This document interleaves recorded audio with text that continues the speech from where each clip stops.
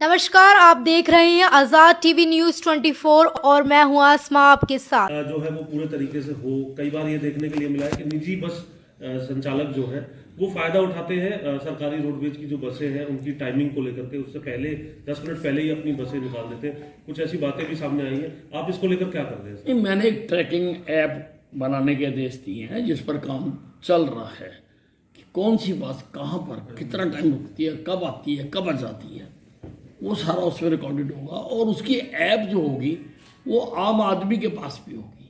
आम आदमी भी देख सकेगा कि कौन सी रोडवेज की बस आ रही है और मैं जहाँ खड़ा हूँ या कितनी देर में वो पहुँचेगी। उससे यात्रियों को बहुत लाभ होगा और डिपार्टमेंट को भी लाभ होगा, क्योंकि जब यात्री को पता है कि बस आ रही है तो वो फिर अल्टरनेटिव ट्रांसपोर्ट से जाने की कोशिश नहीं करेगा। इसके साथ साथ हम कई और कदम भी उठा रहे हैं, जैसे बस स्टॉपों पर अच्छा खाना मिले उसके लिए हमने कदम उठाया। और उसके लिए अभी हमने 5 जो बस स्टैंड है वहाँ पर जो टूरिज़्म विभाग है वो वहाँ पर सर्व करे, टूरिज़्म विभाग, उसका हमने अभी सरकार के पास बना के प्रपोजल भेजी है एज ए पायलट प्रोजेक्ट। अगर ये कामयाब हो गया तो सब जगह पर हम ऐसा ही खाना मुहैया कराएंगे।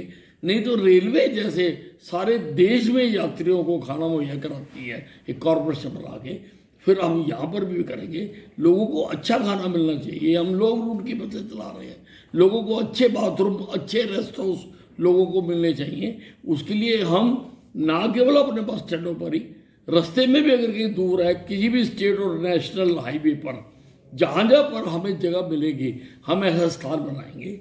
महिलाएं भी ताकि इस्तेमाल कर सकें। महिलाएं भी लंबे रूट तक जाती हैं और उनको भी टॉयलेट वगैरह के लिए बहुत दिक्कत होती है, उन्होंने बच्चों को दूध भी पिला सकें, ऐसी जगह भी हो। और ड्राइवर भी आराम कर सके, सवारी भी आराम कर सके। इस सारे पर हम बड़ी तेज़ी से काम कर रहे हैं। बस अगर बीच में कहीं खराब होती है या कोई घटना घटती है वो भी रिपोर्ट होगी? उस एवरीथिंग विल बी रिकॉर्डेड और वो डिस्प्ले भी होगा, जैसा एयरलाइंस पे एयरपोर्ट पर होता है कि कौन सी फ्लाइट आ रही है, कौन सी जा रही है, वैसा ही हर बस अड्डे पर डिस्प्ले बोर्ड होगा कि कौन सी बस कहाँ आ रही है, कितनी देर में पहुंचेगी, क्या होगा, एवरीथिंग। मैं बस अड्डों को भी एयरपोर्ट की तरह कई चीज़ें उसमें मैं करने जा रहा हूँ। सर, आपके पास एनर्जी डिपार्टमेंट है, 100 दिन सरकार के पूरे हुए हैं। विपक्ष से हम बात कर रहे थे अभी, विपक्ष के जो विधायक है वरिष्ठ, उनका ये कहना था कि फ्यूल चार्ज के नाम पर बिजली के रेट बढ़ा रही है सरकार, क्या कहेंगे सर? देखिए, एनर्जी विभाग में बहुत बड़ा काम हो गया। हमने यमुनानगर में 800 मेगावाट का जो थर्मल पावर प्लांट लगाना था, उसकी हमने BHEL को लेटर जारी कर दिया कि आप काम शुरू करिए। सारी उसकी जो हिंड्रेंसेस थे इन 100 दिनों में हमने पूरी करके जो भी थी, चाहे क्लियरेंस का था, चाहे कोई था, सब कुछ करके we have issued a letter to the BHEL to start work कि काम को शुरू करें। यमुनानगर में 800 मेगावाट का ये तो इतना बड़ा काम हुआ है। क्या समय सीमा है इसकी, कब तक इसको? नहीं, वो सारा हुआ है, टेंडर हुआ है, एग्रीमेंट हुआ है। नहीं, मैंने कहा वो कब तक ये क्या कंप्लीट खर्च होगा सर, या फिर कुछ ऐसी लागत और इसकी अनुमानित समय का अवधि क्या है सर? उसमें समय तो लगता है, लेकिन हमने उनको ऑर्डर प्लेस कर दिया। जी सर, केजरीवाल हरियाणा सरकार पर आरोप लगा करके दिल्ली के चुनाव लड़ रहे हैं, कैसे देखते हैं आप उसको?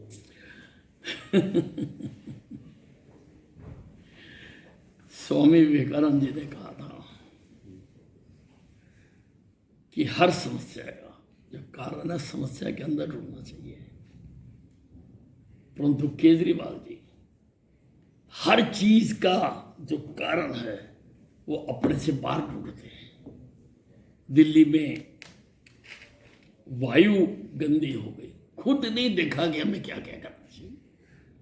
यूपी, बिहार, पहले तो हरियाणा, पहले तो पंजाब का भी नाम लेते थे, पंजाब में अपनी पार्टी आ गई, अब उसका नाम नहीं लेते, इन पर दोष डालते थे। अब 10 साल में ये यमुना के पानी को साफ नहीं कर सके, जिसका इन्होंने लोगों से वादा किया था।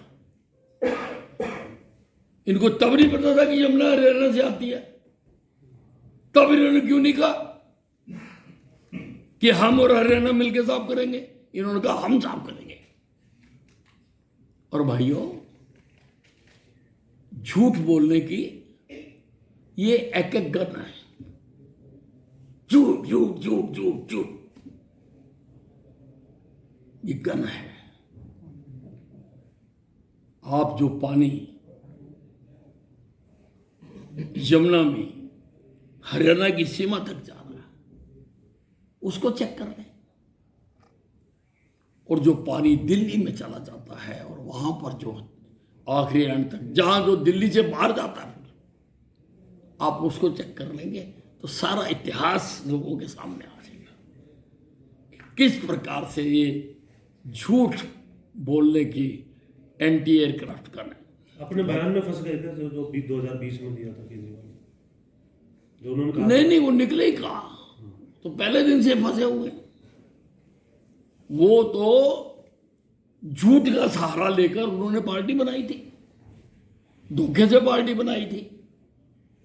अन्ना हजारे जी का जो भ्रष्टाचार के खिलाफ आंदोलन हुआ था, उनके आंदोलन में कहीं पर भी ये लिखा हुआ नहीं था कि राजनीतिक पार्टी बनाकर ये भ्रष्टाचार की गंदगी को दूर करें। अन्ना हजारे जी का जो भ्रष्टाचार के खिलाफ आंदोलन हुआ था, उनके आंदोलन में कहीं पर भी ये लिखा हुआ नहीं था कि राजनीतिक पार्टी बनाकर ये भ्रष्टाचार की गंदगी को दूर करेंगे, कि राजनीतिक पार्टी बनाएंगे, कहीं एजेंडे में नहीं लिखा हुआ था। पर कुछ शरारती तत्वों ने उनकी पॉपुलैरिटी को एनकैश करते हुए इन्होंने पार्टी बनाई। लोगों ने समझा कि शायद अन्ना हजारे जी की जो विचारधारा उसको जो आगे बढ़ाना चाहते हैं, लेकिन ये तो दूर करते करते आप ही इतने गंदे हो गए। इनके कितने मंत्री तो जेल भुगत आए, आज भी जमानतों पर है, बरी हुए जमानतों पर है। केजरीवाल जी भी जमानतों पर है और कोर्ट्स ने इनके ऊपर कुछ रिस्ट्रिक्शंस लगा रखी है। इनको बतानी चाहिए लोगों को कि तुम्हारे ऊपर क्या रिस्ट्रिक्शंस लगा रखी है। तो जो धोखे से चीज पैदा होती है उसका अंत आज भी बुरा, कल भी बुरा। सर, चुनाव में कल चंडीगढ़ मेयर का चुनाव है सर, और यहाँ पर आम आदमी पार्टी और कांग्रेस दोनों इकट्ठा है, लेकिन हमने देखा पंजाब हो दिल्ली हो अभी बिल्कुल एक दूसरे के आमने सामने है। इसको आप कैसे देखते हैं? पंजाब यूनिट कह रही है कि चंडीगढ़ में टूटा के, लेकिन फिर भी नहीं टूटा गठबंधन। देखिए, ये जो इंडिया नामक गठबंधन है ये कहीं से भी एक नहीं है, इसका नाम भी एक नहीं है। ये जो इंडिया नहीं है, ये I.N.D.I.A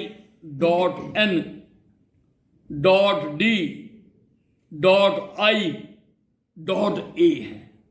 ये जुड़ा हुआ नहीं है, बिखरा हुआ है, और ये बिखरता ही रहता है। कहीं पर मिल जाता है, कहीं पर बिखर जाता है, कहीं पर मिल जाता है, क्योंकि ये विचारधारा के आधार पर नहीं बनाया गया।